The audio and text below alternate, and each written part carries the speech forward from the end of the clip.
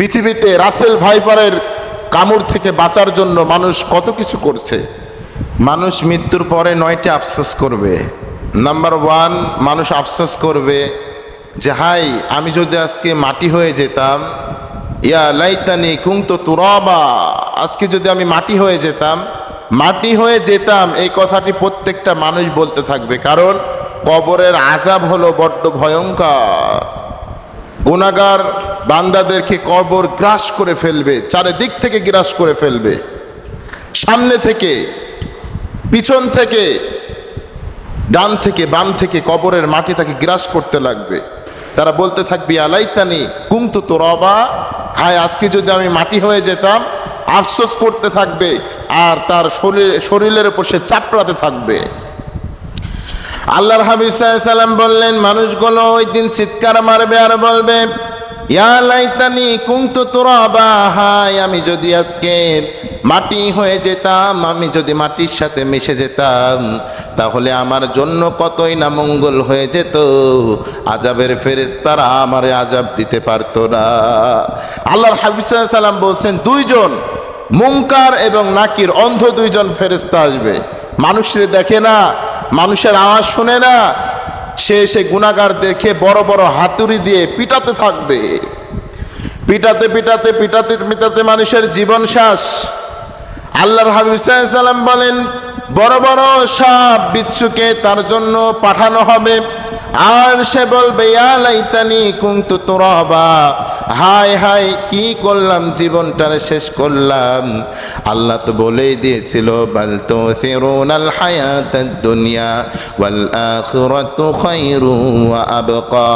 আমার আল্লাহ বললেন, তোমরা দুনিয়ার জীবনটাকে তোমরা বেশি প্রাধান্য দিয়ে ফেলছো। আসলে দুনিয়ার জীবনটা হলো মায়াজাল আর ধোঁকা। এখনো সময় আছে, ফিরে এসো, আখিরাতের জীবন হলো তোমাদের জন্য উত্তম। এখনো ফিরে আসো, কাম টু ব্যাক, এখনো ব্যাক করো। দুনিয়ার পিছনে তোমরা পড়ে যেও না, দুনিয়ার লালসাময় জীবনে পড়ে জীবনটারে ধ্বংস করো না।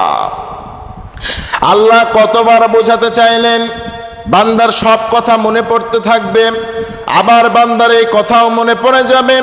রব্বুল আলামিন বলেছিলেন, ইয়া আইয়ুহাল্লাযীনা আমানুত্তাকুল্লাহা হাক্কা তুকাতিহি ওয়া লা তামুতুন্না ইল্লা ওয়া আনতুম মুসলিমুন। বান্দার এই কথাও মনে পড়ে যাবে, হাই হাই আমার রব বলেছিল, ও ঈমানদারেরা, তোমরা যারা মুসলমান দাবি করো, তোমরা যারা ঈমান এনেছো আল্লাহর প্রতি, তোমরা যারা তাওয়াক্কুল করেছো আল্লাহর প্রতি, ওয়ালা তামুতুন্না ইল্লা ওয়া আনতুম মুসলিমুন, তোমরা মুসলমান না হয়ে মৃত্যুবরণ করো না। তোমরা মুসলমান না হয়ে মৃত্যুবরণ করো না, কারণ আমি আল্লাহর আযাব বড় কঠিন। আমি আল্লাহ ধরি না, আমি যদি মানুষদেরকে ধরি আমি আল্লাহ ছাড়ি না। বান্দার প্রত্যেকটি কথা মনে পড়তে থাকবে আর তার শরীরের উপর বান্দা আঘাত করতে থাকবে আর বলবে ইয়া লাইতানি কুনতু তুরাবা, হায় আজকে যদি মাটি হয়ে যেতাম, আজকে তো সাপের সুবল খেতাম না। এক একটা সাপ সুবল মারবে, মানুষ 70 গজ মাটির নিচে ঢুকে যাবে। আল্লাহ বলবেন কুন ফায়াকুন, আবার জীবিত, আবার কামড়, আবার জীবিত। পৃথিবীতে রাসেল ভাইপারের কামড় থেকে বাঁচার জন্য মানুষ কত কিছু করছে। বিলে যাচ্ছে না, যেখানে জঙ্গল সেখান থেকে মানুষ পালিয়ে বাসছে, যেখানে শব্দ পাচ্ছে মানুষ ওই দিকে যায় না। আল্লাহ বললেন, এমন ভয়ঙ্কর ভয়ঙ্কর রাসেল ভাইপার আমি কোরআন কবরের মধ্যে রেখেছি, তাদের একটা কামড় খাওয়ার পর মানুষগুলো 70 গজ মাটির নিচে ঢুকে যাবে। ইয়া লাইতানি কুনতু তুরাবা, আল্লাহরে বলবেন, আল্লাহ আমার আজকে মাটি বানায় দাও, আমার আজকে মাটি বানাও। তোমার আযাবের ফেরেশতা মুনকার নাকিরের কষ্ট আর কবরের কষ্ট আমার সহ্য হয় না, আমার শরীরটা মেচাকার হয়ে যাচ্ছে, এই দিকের হাড্ডি ওই দিকে চলে যাচ্ছে, ওই দিকের হাড্ডি এই দিকে চলে যাচ্ছে। আল্লাহ ইয়া লাইতানি কুনতু তুরাব, আজকে আমারে মাটি বানায় দাও, তুরাব বানায় দাও। অহংকারী বদমেজাজি এই মানুষগুলো বলতে থাকবে, আল্লাহ আমারে মাটি বানায় দাও। আজকে বলে না, আজকে শুধু বলে আল্লাহ আমারে পাওয়ার দাও, আল্লাহ আমারে ক্ষমতা দাও, আল্লাহ আমার রাজত্ব দাও। আর ওই দিনে বলবে আল্লাহ আমারে মাটি বানায় দাও।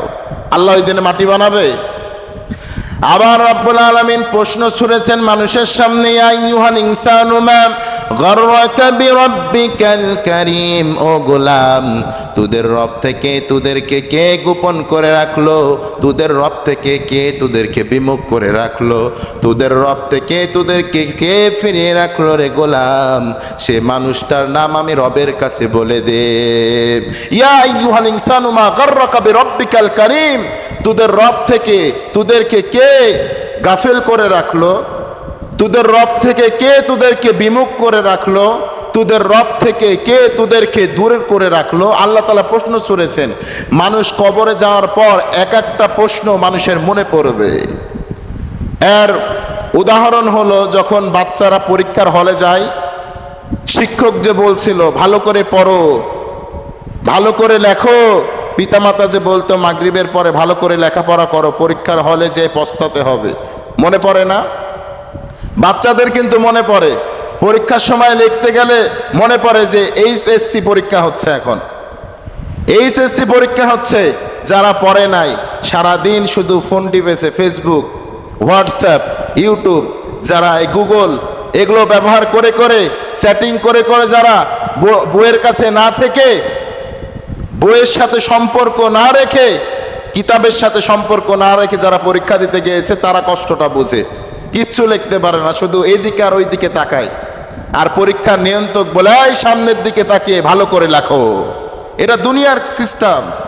আল্লাহর কাছে ওই দিনে মৃত্যু বরণ করার পর মানুষগুলো শুধু শরীরের উপর চাপড়াতে থাকবে আর বলবে ইয়া লাইতানি কুনতু তুরাবা, হায় আজকে যদি মাটি হয়ে যেতাম তাহলে সাপের কামড় খাওয়া লাগতো না, এই ভয়ঙ্কর সাপের কামড় খাওয়া লাগতো না আজকে আমাকে, হায় আজকে যদি মাটি হয়ে যেতাম হাতুড়ের বাড়ি খাওয়া লাগতো না আজকে, হায় আজকে যদি মাটি হয়ে যেতাম কবরের চাপ সহ্য করা লাগতো না আজকে, আমার শরীরটা আজকে মেচাকার হয়ে যেত না। ইয়া লাইতানি কুনতু তুরাবা, আল্লাহ আমারে মাটি করে দাও, মাটি। মানুষগুলো চাপড়াতে থাকবে আর বলতে থাকবে, প্রত্যেকটা মানুষ এই কথা বলতে থাকবে। দুই নম্বরে মানুষ বলতে থাকবে, আল্লাহ হায় হায় আমি যদি পরকালের জন্য কিছু করতাম, দুনিয়াতে কত টাকা কামালাম, কত কিছু করলাম, ইয়া লাইতানি কদ্দামতু লিহায়াতি, দুনিয়ায় যদি কিছু করতাম, দুনিয়ায় যদি আখিরাতের জন্য কিছু করে আসতাম, আজকে আমার জীবনটা সফলতায় ভরে যেত। ইয়া লাইতানি কদ্দামতু লিহায়াতি, ছোট্ট একটা হায়াত পেয়েছিলাম, এই হায়াত দিয়ে যদি দুনিয়ায় কিছু করে আসতাম, কিছু যদি করতাম, আমার জীবনটা আজকে সফলতা দিয়ে ভরে যেত। মানুষের ঘুম ভাঙবে, মানুষ তখন বলবে আল্লাহ দুনিয়ায় শুধু একবার পাঠাও, একবার পাঠাও, আমি যত ভালো ভালো ইবাদত তুমি করতে বলেছো সবগুলো আমি করে আবার ফিরে আসবো, ব্যাক করবো। আল্লাহ বলবেন টাইম ইজ অফ, টাইম শেষ, ফিরার পথ নাই। আমি তোমাকে পরীক্ষার জন্য কিছু, তোমাকে সিত্তুনা জিরাআন, অল্প একটু সময় দিয়েছিলাম, এই সময়টাকে তুমি মূল্যায়ন করতে পারো নাই, তুমি তো হালাকা হয়ে গেছো, পরীক্ষায় ফেল করেছো। তারা বলবেন ও আল্লাহ ইয়া লাইতানি কুনতু তুরাবা, আল্লাহ গো একবার শুধু দুনিয়ায় প্রেরণ করো, একবার শুধু দুনিয়ায় আমারে পাঠায় দাও আল্লাহ, দেখো আমি দুনিয়ায় সব থেকে বড় আল্লাহর ওলি হয়ে কবরে ফিরে আসব। রব্বুল আলামিন বলবেন ও গোলাম দুনিয়ায় কত বড় আল্লাহর ওলি হবা, দুনিয়ায় কত বড় মুহাদ্দিস হবা, দুনিয়ায় গেলে এবার তুমি শায়েখ হয়ে আসবা, বড় আল্লাহর ওলি হয়ে আসবা।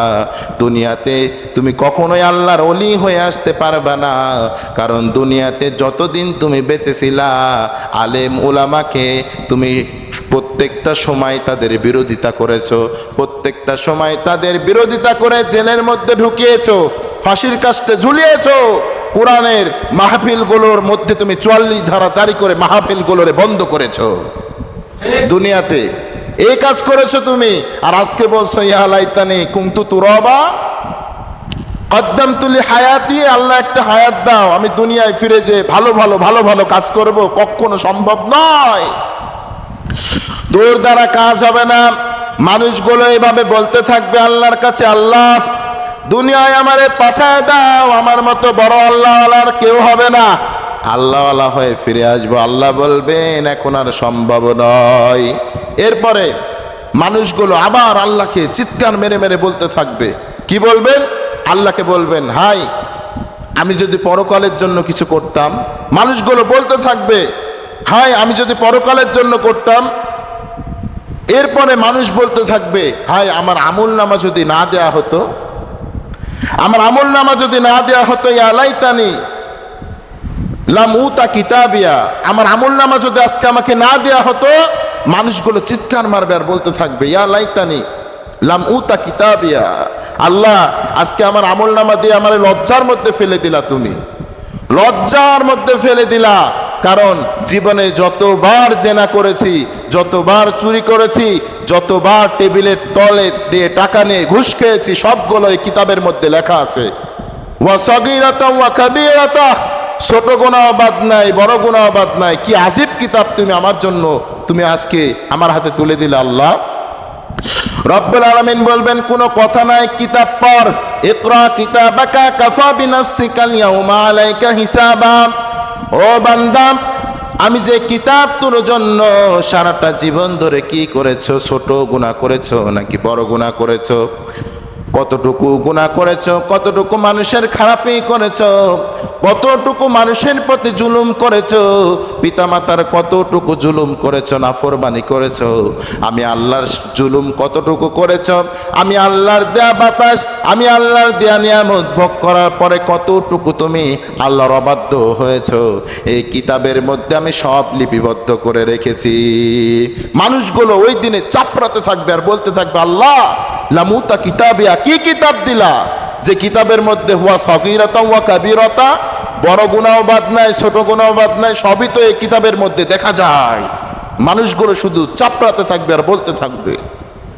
ওই দিনে কাজ নাই, এই চাপড়ানোর মধ্যে কোনো কাজ হবে না। এই চাপড়ানোটা দুনিয়াতেই চাপড়াতে হবে, এই কথাটা দুনিয়াতে এই কথাটা বলতে হবে, আর আল্লাহর কাছে ক্ষমা চাইতে হবে, আর বলতে হবে, আল্লাহ ওই কিতাবটার মধ্যে যেন আমার নেক আমলগুলো তোলা হয়, বদ আমলগুলো যেন ডিলিট করে দেওয়া হয়, কেটে দেওয়া হয়, মুছে দেওয়া হয়। বলা যাবে তো ইনশাআল্লাহ? তো এই কিতাবটা এমন একটি কিতাব, আজিব কিতাব, আল্লাহ মানুষের হাতে তুলে দেবেন। ইকরা কিতাবাকা কাফা বিনাফসিকাল ইয়াউমা আলাইকা হাসিবা। মানুষগুলো অবাক হয়ে যাবে। ক্যান ইউ ইমাজিন, কল্পনা করতে পেরেছেন? কিয়ামতের দিন যখন আল্লাহ কিতাবটা তুলে দেওয়া হবে, মানুষগুলো শুধু কাঁদতে থাকবে আর আফসোস করতে থাকবে, কিতাবের মধ্যে কি লেখা আছে, হুয়া সগীরাতা ওয়া কাবীরাতা, আল্লাহ কি আজীব কিতাব তুমি আমাকে দিলা, যে কিতাবের মধ্যে ছোট গুনাহ বাদ নাই, বড় গুনাহ বাদ নাই। তাহলে 3 নাম্বার, মানুষকে যখন কিতাব দেওয়া হবে, মানুষ কষ্টে তার বুকের উপরে মানুষ থাপড়াতে থাকবে আর বলতে থাকবে, আল্লাহ এই কিতাব কেন আমাকে দেওয়া হলো।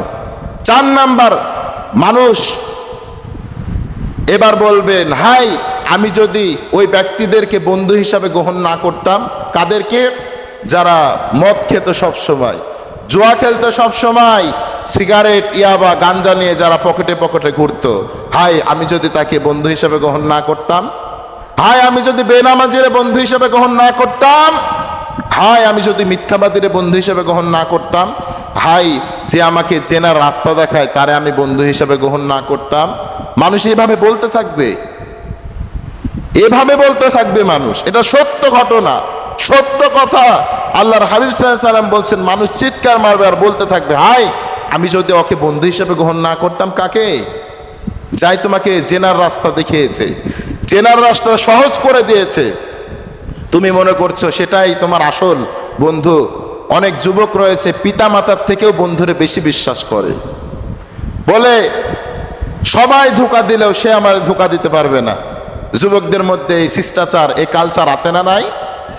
তো আল্লাহ তাআলা এটাই বলবেন যে ওই দিনে বলেছিলা যে সবাই ধোঁকা দিলেও আমার বন্ধু আমারে ধোঁকা দিবে না, ওই দিন এই বন্ধুর জন্য আফসোস করবে, হাই হাই আমি যদি তার বন্ধু হিসেবে কখন না করতাম, আল্লাহ আমি তো আজকে বেঁচে যেতাম।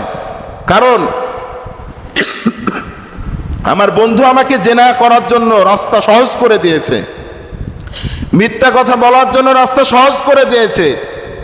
আমি তো আগে সুদ খেতাম না, সুদ খাওয়ার রাস্তা সে আমাকে চিনিয়েছে। আমি তো আগে বদমাশি করতাম না, সে বদমাশির জায়গাগুলো সে আমারে চিনিয়েছে। আমি মদের বার চিনতাম না, সে আমারে চিনিয়েছে। আমি পটি চলায় চিনতাম না, সে আমারে চিনিয়েছে। আল্লাহর কাছে চিৎকার মারবে আর বলতে থাকবে এক একটা মানুষ, হায় হায় আমি যদি বন্ধু হিসেবে গ্রহণ না করতাম।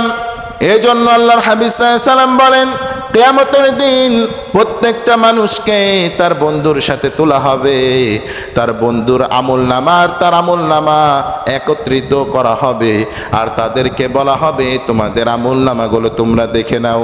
তারা দেখার পরে বন্ধুর আমলনামা, বন্ধু দেখার পরে এক বন্ধুকে যখন জাহান্নামের দিকে নেওয়া হবে, ওই বন্ধু বলবেন, আল্লাহ যে গুনার কারণে আজকে আমাকে জাহান্নামের মধ্যে তুমি দিলা রে আল্লাহ, আমার সাথে এই বন্ধু এই গুনাহ করেছে, তাকে কেন দিলা না?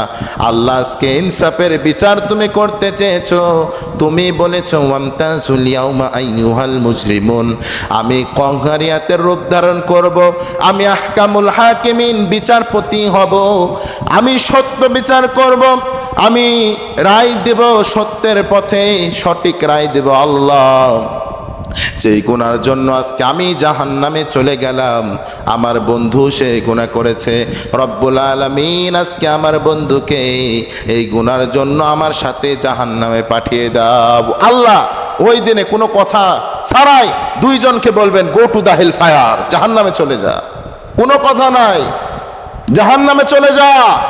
সে বলবেন, আল্লাহ তুমি তো আমারে মাফ করছিলা, আবার কেন দিচ্ছ? আল্লাহ বলবেন, দুনিয়ার সাক্ষী পেয়েছি, সাক্ষীর সৌবুত পেয়েছি, আজকে আমি বেইনসাফি করব না, বেইনসাফির বিচার আমি করব না, কারণ আমি বলেছিলাম আহকামুল হাকিমিন, আজকের দিনের বিচারপতি হব, আজকের দিনের বিচারে কোনো সুদ ঘুষ থাকবে না, যা জাহান্নামে চল যা, go to the hell fire, জাহান্নামে চলে যা। তাহলে মানুষ বন্ধুর কারণেও জাহান্নামে যাবে, নাউজুবিল্লাহ পড়বেন না।